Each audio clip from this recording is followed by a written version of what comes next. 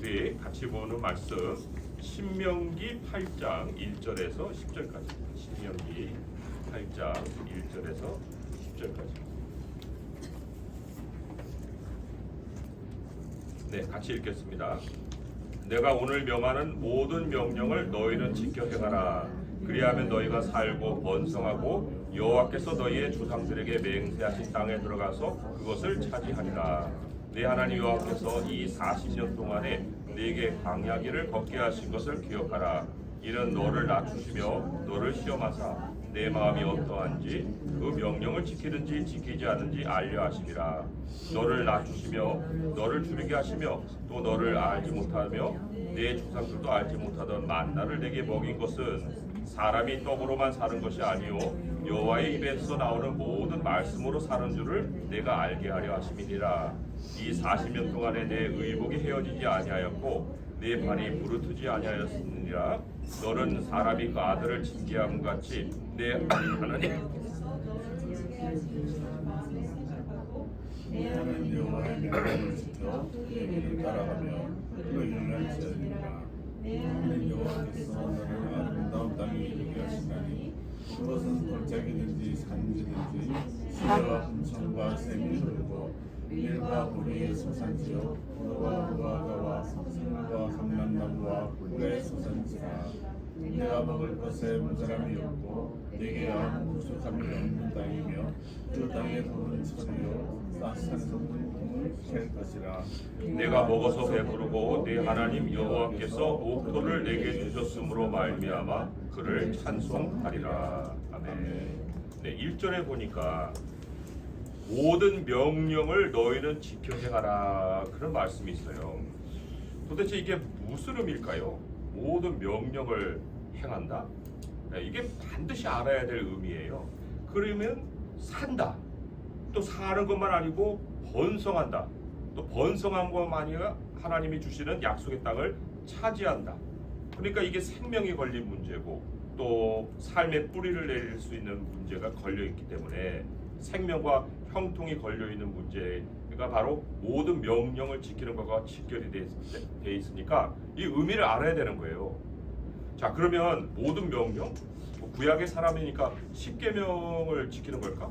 아니면 모세 율법을 지키는 걸까? 아니면 성경 전체를 지키는 걸까? 아, 이걸 어떻게 다 지키지? 뭐 이런 생각을 할 수 있잖아요. 모든 명령을 지키라 했으니까. 그런데 우리가 이런 이해를 한번 이제 생각을 해봐야 해요. 사실 사람의 그 성장 과정이 영적인 성장 과정을 예표해 주는 거거든요. 자, 아기가 태어납니다.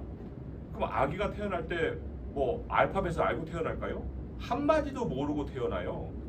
무슨 지식을 갖고 있는지 우리가 모를 만큼 아이는 그냥 한 단어도 모르고 태어난단 말이에요. 그런데 걷지도 못하고 표현도 못하지만 엄마 품에 있잖아요. 엄마 품에 있으면서 이제 사고력이 발달하고 또 거기에서 가치관이 형성되고 자기를 표현하게 되고 그리고는 이제 뭔가 생활 패턴이 생기잖아요. 그 가정만의 또 독특한 생활 패턴이라는 게 있는 거거든요. 자, 이후에 이제 평생에 또 계속해서 사고를 넓혀가고 또 아는 대로 실천해가고 자기 인생을 이제 세워가는 그런 일이 있겠지만은 결국은 어디서부터 시작해요? 엄마 품에서 시작하는 거예요.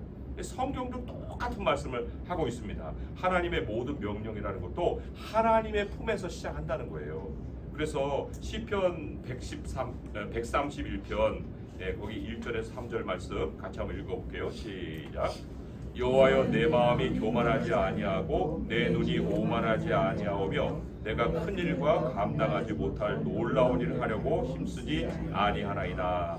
실로 내가 내 영혼으로 고요하고 평온하게 하기를 젖된 아이가 그의 어머니 품에 있게 생각게 하였나니 내 영혼이 젖된 아이와 같도다. 이스라엘아, 지금부터 영원까지 여호와를 바랄지어다. 아멘. 이게 너무 중요한 건데 이게 이제 하나님의 사고방식을 배우고 하나님의 생활방식을 익히고 하나님 안에서 이제 인생을 세워가는 이런 일을 먼저 해야 돼요. 엄마 품에 있음 같이 하나님 품에서 그 사람이 이 가치관과 사고방식과 이런 여러 가지가 형성이 돼야 되는데 그런데 그래서 사람들이 교회에 모여서 서로의 양육을 참 그 귀하게 여겨야 되는데 그러지 못하고 여기 보니까 큰 일, 놀라운 일, 뭐 이런 것들을 먼저 생각할 때가 많아요. 네. 그래서 참 완벽한 어떤 그 모습을 보고는 싶은데 그런데 하나님의 백성으로 자라가는 과정이 빠져 있는 사람이면 아무리 큰 일을 그 사람이 이루고 뭐 성취를 남긴다 하더라도 그게 결국은 마지막에 문제가 된다는 거예요. 자기 것이 아니니까. 그래서 모든 명령을 지킨다는 것은 명령의 양이 아니에요. 하나님과의 평생 동행이에요. 하나님과의 평생 동행. 이게 시간이 걸리는 일이거든요. 근데 그 시간을 우리가 허락을 하지 않으면, 그 시간을 허용하지 않으면 참 이 하나님 사람으로서의 일상 패턴이 자리 잡는 것이 아니라 뭔가 모르게 이상한 괴물과 같은 그러한 신앙의 모습을 가지게 돼요. 그래서 어떨 때는 하나님을 잊었다가, 어떨 때 하나님을 기억했다가 잊었다가 기억했다가 이런 식의 반복되는 모습을 가지게 된다는 거예요. 정서적으로 참 안정되는 것이 먼저야 되는데, 그 그리스도인의 어린아이가 이제 장성한 자의 품으로 옮겨가는 거, 이게 바로 하나님의 모든 명령을 지키는 거거든요. 거기 고린도전서 13장 11절에 13절 그것도 같이 읽어볼게요. 시작.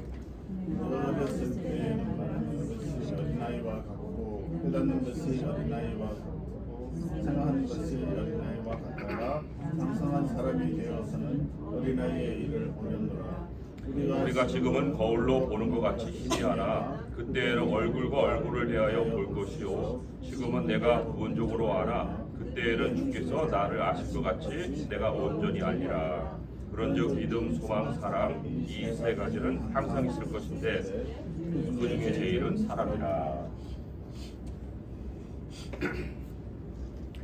마지막에 그 제일은 사랑이라 하는 말씀이 결국은 하나님을 사랑하는 것이 영원한 내 모습이라는 거예요. 하나님을 사랑하는 게 뭐 순간에 내가 좀 하나님에 대한 사랑이 깊이 느껴져서 이렇게 나의 마음을 표현하고자 손들고 하나님 사랑해 이런 어떤 것이 아니라 결국은 어린아이에서 장성한 사람이 되어가지고 내 영원한 모습이 하나님을 사랑하는 모습이 되는 거, 이게 그 중에 제일은 사랑이라는 말의 이 의미예요. 우리가 참 일상에 반복되는 어떤 패턴을 통해서, 반복되는 삶을 통해서 하나님과 동행할 수 있으면 그건 아주 최적이죠. 최적의 모습이죠. 그렇지만 우리가 태어나는 그 일상, 우리가 보내는 일상, 이게 하나님이 우선적으로 인정되는 장소가 아니에요. 아기도 이 믿음의 가정에 태어나서 이제 어느 정도 자라지만, 그러나 학교 가면서부터는 그 학교 생활이 대부분의 일상이 되잖아요. 그 대부분의 일상인 그 학교 생활에 하나님이 계세요? 안 계시잖아요. 그렇기 때문에 이 사람이 이 태어나는 그 일상이라는 거 안에서 자기가 꾸준하게 하나님과 동행하는 것을 배우기가 힘들다는 거예요. 뭐 하나님과 정말 하나님의 엄청난 구원을 받은 이스라엘도 그 광야에 하나님밖에 안 계셨는데도 그런 반항을 하고 반역을 한 건데, 그런 하나님이 안 계시는 환경 속에서 어느 누구가 자연스럽게 하나님을 사랑하는 걸 배우겠어요. 그렇기 때문에 하나님이 일상이 아니라, 일상이 오히려 신앙을 잡아먹는 것을 아시니까 하나님의 사람으로 한 인생의 부분을 떼어서 특별히 믿음을 훈련하시는 기간을 두신단 말이에요. 그게 광야길이에요. 광야길 이거 없는 사람 없어요. 거기 이제 오늘 말씀에 2절에 광야길을 기억하라 하는 말씀이 있고요. 광야길을 걷게 하신 걸 기억하라. 또 5절에 보게 되면은 그걸 징계라고도 얘기를 했어요. 너는 사람이 그 아들을 징계함 같이 내 하나님 여호와께서 너를 징계하는 줄을 마음에 생각하라. 이게 이제 또 다른 뭐 용어로는 고난이라고도 얘기하겠지만은 나는 징계 같은 거 싫어요. 그런 거 나 하지 마세요. 라고 얘기할 수 없어요. 왜요? 히브리서 12장 말씀에 징계는 다 받는 것이거늘 너에게 없으면 사생자요 친아들이 아니니라. 또 우리 육신의 아버지가 우리를 징계하여도 공경하였거든 하물며 모든 영의 아버지께 더욱 복종하며 살려 하지 않겠느냐. 그들은 잠시 자기 뜻대로 우리를 징계하였거니와 오직 하나님은 우리의 유익을 위하여 그의 거룩하심에 참여하게 하시느니라. 거룩하심에 참여한다는 게 무슨 얘기예요? 하나님과 동행하게 하신다는 거예요. 일상에서는 이게 이루어지지 않는데 하나님이 징계라는 걸 통해서 그것이 이루어지게끔 하신다는 거죠. 그게 그냥 이례적인 사건으로 끝나는 것이 아니라 하나님은 그 징계를 통해서 그의 거룩하심에 참여하는 삶의 모양이 갖춰지게 하신다는 겁니다. 그 전까지는 그냥 자기가 원하는 대로 살게 놔두셨다가도 그 인생의 한 부분을 떼서 고난이라는 것, 광야라는 것을 통해서 하나님과 동행하는 삶으로 바꾸어 놓으신다는 거예요. 거룩하심에 참여하게 하심으로 인해서 하나님과 동행하는 삶이 이제 정착을 하게 되는 거죠. 우리 3절의 말씀에 아까 그 마태복음의 말씀에 그 인용된 말씀이 있잖아요. 3절 말씀 오늘 본문 거 같이 한번 읽어보겠습니다. 시작. 너를 낮추시며 너를 줄이게 하시며 또 너로 알지 못하며 내 조상들도 알지 못하던 만나를 내게 먹인 것은 사람이 떡으로만 사는 것이 아니요 여호와의 입에서 나오는 모든 말씀으로 사는 줄을 내가 알게 하려 하심이라. 이제 우리가 이 말씀에 사람은 떡으로만 사는 게 아니야. 영의 양식도 필요해. 뭐 이런 정도로 우리가 이제 생각을 할 수가 있어요. 많은 경우에 메시지가 그런 정도에서 이제 그치죠. 하지만 이 말씀은요 굉장히 광범위한 의미를 가지고 있습니다. 어떤 광범위한 의미를 가질까요? 이 떡이라는 것이 굉장히 더 광범위한 의미를 갖는다는 거예요. 이 떡이 만나와 대조되어서 나오는 거예요. 여기 지금 만나에 대한 얘기는 나오지 않죠. 그렇지만 원래 이 말씀을 우리가 새겨볼 수 있는 그 컨텍스트, 그 출애굽기 16장에 뒷장에 보세요. 3절에서 4절에 보니까 거기에 이 떡과 만나가 서로 대조되어 나오죠. 같이 읽어볼게요. 시작. 이스라엘 자손이 그들에게 이르되 우리가 애굽 땅에서 고기가마 곁에 앉아 있던 때와 떡을 배불리 먹던 때에 여호와의 손에 죽었다라면 좋았을 것을 너희가 이 광야로 우리를 인도해 내어 이 온 회중이 줄여 죽게 하는도다. 그때 여호와께서 모세에게 이르시되 보라 내가 너희를 위하여 하늘에서 양식을 비같이 내리니 백성이 나가서 이동할 것을 날마다 거둘 것이라. 이같이 하여 그들이 내 율법을 준행하나 아니하나 내가 시험하리라. 아멘. 여기 보니까 떡, 애굽의 떡이 나오죠. 애굽 땅에서 고기가마 곁에 있었을 때요 떡을 배불리 먹었을 때 나는 이 떡이 나오고, 그리고 그 얘기를 하니까 하나님이 만나에 대한 약속을 이제 지금 해주신 거예요. 자, 이런 것을 생각해 볼 때 만나도 떡은 떡이잖아요. 그럼 애굽의 떡, 만나, 그 하나님이 주시는 떡, 뭐 무슨 차이가 있을까? 할 때 이 말씀이 의미하는 바는 이 떡이라는 것은 세상에서 살아가는 일상의 패턴을 얘기하는 거예요. 세상에서 살아가는 일상 패턴. 아침, 점심, 저녁, 삼시세끼가 필요하잖아요. 그 양식을 얻기 위해서 일하잖아요. 그 수고를 통해서 미래를 계획하잖아요. 그 모든 거, 이게 이 아담의 삶이에요. 사실 떡이라는 거. 그 아담의 삶 속에 빠져들게 되면은 하나님께로 빠져나오지 못해요. 우리 시편 127편 2절에 같이 읽어볼까요? 시작. 너희가 일찍이 일어나고 늦게 누우며 수구의 떡을 먹음이 헛되도다. 그러므로 여호와께서 그의 사랑하는 자에게는 잠을 주시는구나. 여기에 이 떡도요 결국 세상의 패턴이에요. 우리가 살아오던 그 삶의 방식, 그거를 얘기하는 거거든요. 그렇다고 할 때 만나는 그것과는 완전히 다른 개념이거든요. 어떤 거예요? 하나님이 지시하시는 대로 사는 삶을 상징하는 거예요. 이 떡, 사람의 떡은 이 내일을 위한 떡인 경우가 너무 많아요. 오늘 배부르고 죽자가 아니고 이 내일을 위한 양식을 자꾸만 염려 속에서 생각할 때 이 세상의 떡이거든요. 그런데 만나는 내일이 없어요. 내일이면 다 썩어버려요. 오늘의 양식이에요. 오늘의 양식. 만나는 절대로 하나님께 대한 믿음이 없으면 즐길 수가 없는 양식이에요. 오늘 먹어도 그 염려 속에서 먹는 거예요. 내일 또 주실까? 내일 또 주실까? 뭐 이런 식의 이제 생각을 계속해야만 되는 그런 상황이죠. 믿음이 없으면 항상 불안한 것이 만나예요. 하나님의 말씀으로 우리가 산다라고 할 때 그것은 하루에 대한 만족이 있어야 되고 미래에 대한 신뢰가 있어야 되는 겁니다. 그런데 사람들은 그것을 받아들이기가 힘들죠. 예수님이 왜 배고파하셨어요? 하나님이 채워주실 때까지 기다리신 거죠. 아담의 욕망을 채우지 않고 하나님이 끌어가시는 그 길을 받아들이고자 한 거예요. 그러니까 하나님이 가르치시는 인생 패턴을 예수님이 시작을 하신 거예요. 우리를 위해서, 뭐 예수님 자신을 위해서 그렇게 할 이유는 없으시니까. 하나님은요, 인생 패턴을 우리가 딱 배우잖아요. 하나님을 신뢰하는 것을 배우잖아요. 그래서 그것이 내 사고방식에 딱 자리하잖아요. 그러면 아름다운 땅으로 인도하십니다. 하나님께는 뭐 광야만 있는 게 아니에요. 아름다운 땅이 있어요. 그래서 7절부터 해갖고 내 하나님 여호와께서 너를 아름다운 땅에 이르게 하신다 그랬잖아요. 그런데 이 아름다운 땅이 이스라엘 백성들에게는 위험한 장소가 됐어요.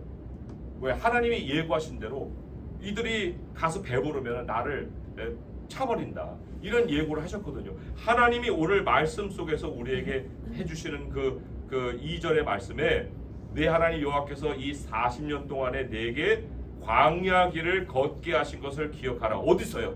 장소가 어디서요? 아름다운 땅에서 기억하라는 거예요. 아름다운 땅을 아름다운 땅으로 유지해가는 길이 뭐예요? 일상의 모든 삶을 광야 패턴으로 사는 거예요. 광야는 아닌데, 그런데 하나님이 우리를 그렇게 가르치시잖아요.